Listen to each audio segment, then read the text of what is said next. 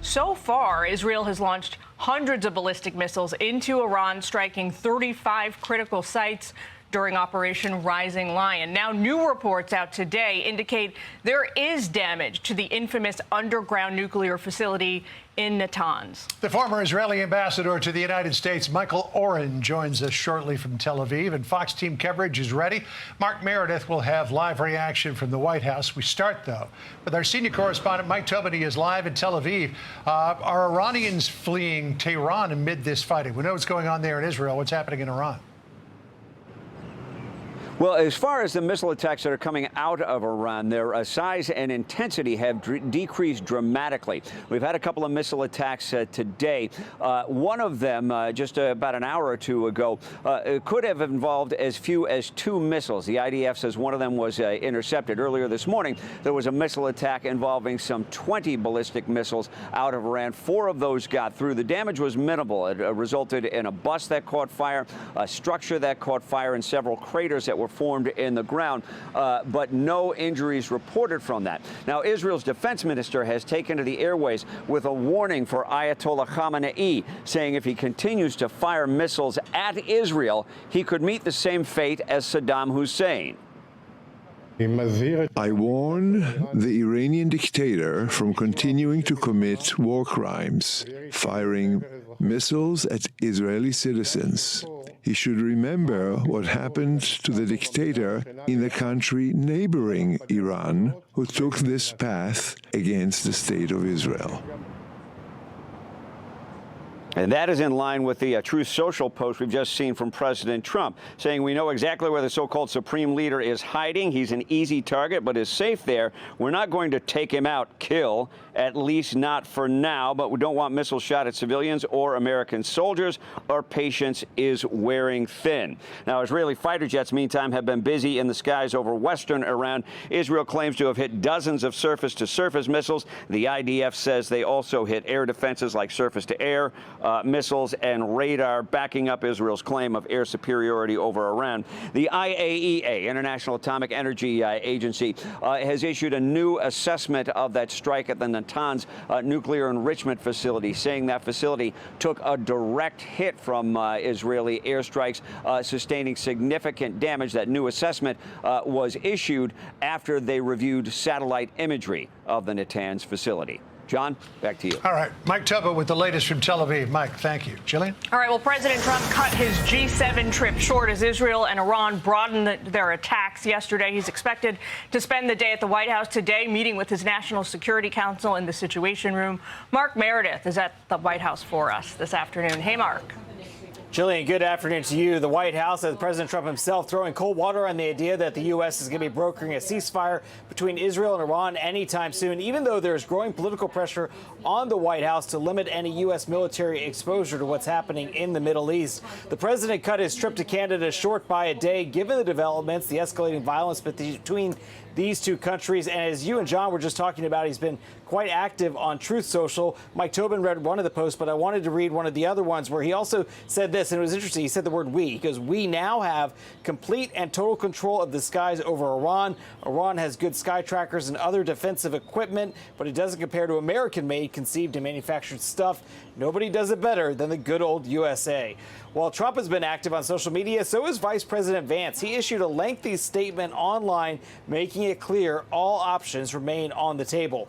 Very quickly, the debate over what U.S. involvement may or may not look like is engulfing Capitol Hill, especially among Democrats. We're seeing 2 very different trains of thought play out. They have to be held accountable for what they've done. They're the ones that built and created the proxies like Hamas and Hezbollah and put our whole region in this kinds of chaos. I happen to believe that the U.S. being at war with Iran would be a colossal mistake. There is no national security imperative that suggests that we should. And it's not just Democrats who are speaking out against the possibility of any U.S. involvement in Iran. We know that today, House Republican of Kentucky was also Thomas Massie, was one of the ones who said he would try to limit the president's ability to use U.S. military against Iran without Congress's say-so. Jillian? As the president himself has been saying today, he might make a decision about how to engage here any moment. We'll be tracking it all afternoon. Thanks, Mark. John? You bet. All right, let's go live to Tel Aviv now, bringing the former Israeli ambassador to the United States, Michael Oren. Michael, it's good to be with you. I want to start you here. This is the latest from President Trump. A couple of big posts on Truth Social. He said, first of all, we know exactly where the so-called supreme leader is hiding. He is an easy target, but is safe there. We are not going to take him out, in brackets, kill, at least not for now. But we don't want missiles shot at civilians or American soldiers. Our patience is wearing thin. And then a few minutes later, the president followed up with this, said unconditional surrender. Sounds like he's done talking to Iran. He just wants them to lay down their arms. He wants them to agree to end their nuclear program, or it may escalate from here. What are you thinking in this moment? I think it's extraordinary. We're in a truly historic moment. John, Jillian, always good to be with you. Who would have thought? This is one of the world's most wicked regimes. It's not just that they have tried to destroy the state of Israel again and again for the last 46 years. They are the world's largest state sponsor of terror. They're responsible for thousands of deaths of Americans too around the world. They are the major backers of Hezbollah and Hamas that triggered this horrendous Middle Eastern war for the last year and a half. They supplied the drones and the rockets that kill Ukrainians. I can go on and on. This is a truly wicked, wicked regime. And when the president says total surrender, unconditional surrender, we couldn't agree more. And we hope it's not just about their nuclear program. It's the end of Iran's support for terror. It's the end of Iran's attempt to assassinate American leaders, including President Trump himself. I mean, who lets a regime get away with that? It's not just about their ability to enrich uranium. So it's an extraordinary moment. And we greatly appreciate the president's support for us throughout this crisis. It's providing us with munitions, even with jet fuel. And if the president decides that he, in the United States, wants to intervene directly, we're the last people who are going to say no. Well, let me ask you this question. Can Israel accomplish its goals of eliminating Iran's nuclear program without U.S. help? But about eliminating, we certainly degrade it extremely. And if the Iranians do come back to the negotiating table, they're going to negotiate about dismantling the program and not just capping the enrichment. And the great thing is they'll be discussing dismantling nuclear facilities that are already dismantled to a certain extent. And yes, we do not have strategic bombers. We don't have B-52s or B-1s, B-2s. We have these wonderful American-made jets, F-15s, F-16s, and F-35s that have just done an extraordinary job. And the president praised American weaponry today, and we couldn't agree more. But again, we don't have planes that can carry these bunker-busting bombs. They weigh 30,000 pounds that can penetrate an underground facility like the facility at Fordo.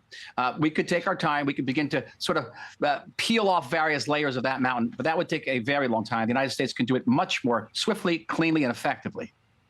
Well, the issue, though, is Fordo. And if there were to be a ceasefire declared and Fordo was intact, do you have any belief that the Ayatollah would actually agree to dismantle that, or would it be left intact and eventually, he, as he's done so many times in the past, drag this out, at the same time reconstituting and rebuilding his nuclear program so that in a couple or 3 years, you'd be right back here where we are now?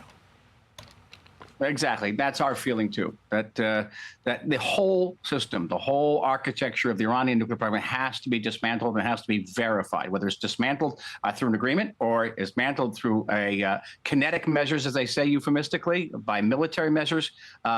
That is okay, too. That's the goal, though. But I would stress it shouldn't be just about the nuclear program. It has to be what we used to call, sort of the euphemistically, Iran's malign behavior, as if, Iran was sort of wrecking its room in some way. Iran, the world state sponsor, just killed hundreds of Americans in Beirut, as you remember, John. Assassinated American leaders, everyone from John Bolton to Mike Pompeo, to the president himself. And by the way, they tried to assassinate me when I was in Washington, D.C. They don't care. These people are terrorists, and they should not get anywhere near a nuclear facility. So, we talk about the head of the snake, and President Trump has said we know where the Ayatollah is. He's safe for now, at least.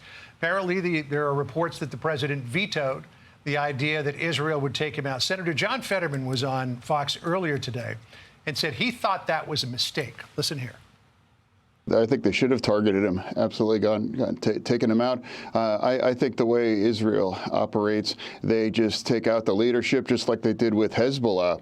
And they've already done that with the Iranian leadership. Just took them out even laying in their beds. And they didn't take down the whole building. They actually targeted where they lay in bed. So what do you think about that, Michael? I mean, you took out the head of the military and the new heads of the military. They were just taken out this morning. You took out Nasrallah. You took out Haniyeh. You've taken out Hamas leadership time and time again on the ground there in Gaza. Why not just get rid of the Ayatollah? Or are you concerned with what might follow in the power vacuum? Oh, I think it's more that I don't think anybody in the state of Israel would shed a slightest tear if Mr. Khomeini would meet his maker, and I think the maker would be very happy to see him. No, I think what I really thought, is my background is in military history. When the president said unconditional surrender, what does that evoke? It meant when Roosevelt said that about Japan in World War II. And when Japan surrendered, Roosevelt and the Allies said, well, we're going to keep Emperor Hirohito, even though he bears a tremendous amount of responsibility for the attack on Pearl Harbor and the horrors that Japan affected throughout the world during the war. We're going to keep him because we need his legitimacy to legitimize the surrender. Now, that was the first thing that came to mind. Preparing for the day that Iran does agree to total unconditional surrender. All right. Maybe you do need a prominent leader in order to make it legitimate. Michael, always good to talk to you. Thank you so much. We hope that you and your loved ones stay safe through all of this. Thank you for your support. Okay, bye. All right.